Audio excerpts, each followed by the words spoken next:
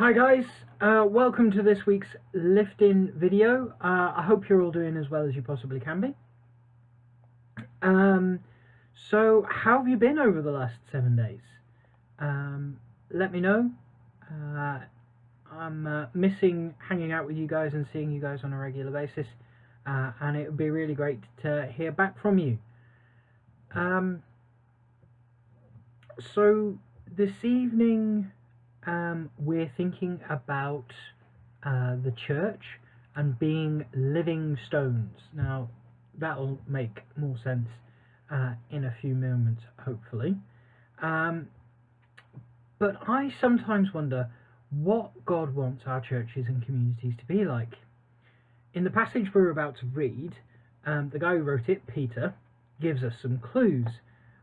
What I'd like you guys to do is listen as I read and make a note of any words or any parts of the passage that stand out to you or you don't understand.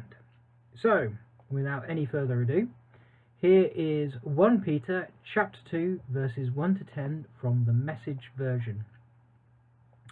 So clean house, make a queen sweep of malice and pretense, envy and hurtful talk. You've had a taste of God. Now, like infants at the breast, drink deep of God's pure kindness. Then you'll grow up mature and whole in God. Welcome to the living stone, the source of life. The workman took one look at it and threw it out. God set it in place of honor. Present yourself as building stones for the construction of a sanctuary vibrant with life, in which you'll serve as holy priests, offering Christ's approved lives up to God. The scriptures provide precedent. Look, I'm setting a stone in Zion, a cornerstone in the place of honor. Whoever trusts in this stone as a foundation will never have cause to regret it. To you who trust him, he's a stone to be proud of. But for those who refuse to trust him, the stone the workman threw out is now the chief foundation stone. For the untrusting, it's a stone to trip over, a boulder blocking the way. They trip and fall because they refuse to obey, just as predicted. But you are the ones chosen by God, chosen for the high calling of priestly work, chosen to be a holy people, God's instruments to do his work and speak out for him, to tell others of the night and day difference he made for you, from nothing to something, from rejected to accepted. So, as I've already said, if you've got any thoughts or questions, please post them in the comment section or send us an email to my email address. So, these are some of my thoughts about the passage. Peter isn't talking literally about stones. We are not called to physically build a building. This description of us as lining stones who can build the church is an image used to help us understand. Lots of people Jesus and his disciples spoke to were familiar with how buildings were built. Peter describes the church as living, breathing people, the stones. The key idea here is community, because we're all the living stones.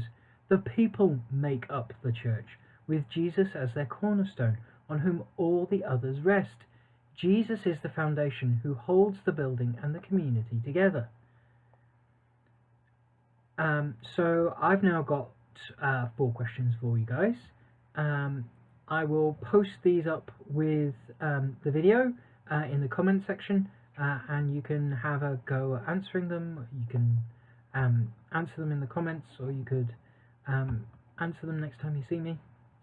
So, have you ever been chosen for anything at school, sport, or activities?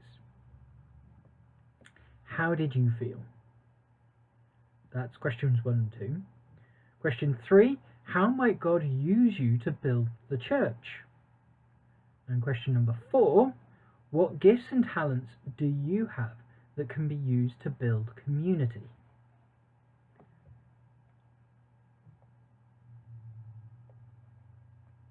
This week, I'd really like you to encourage, I'd really like to encourage you to pray for one other person in the group.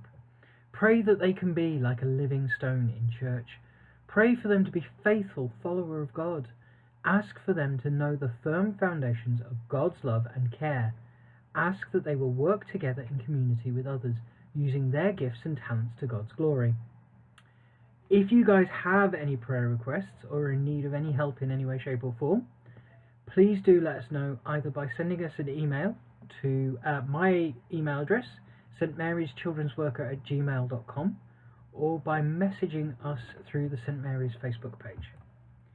Stay safe and God bless, guys. Bye.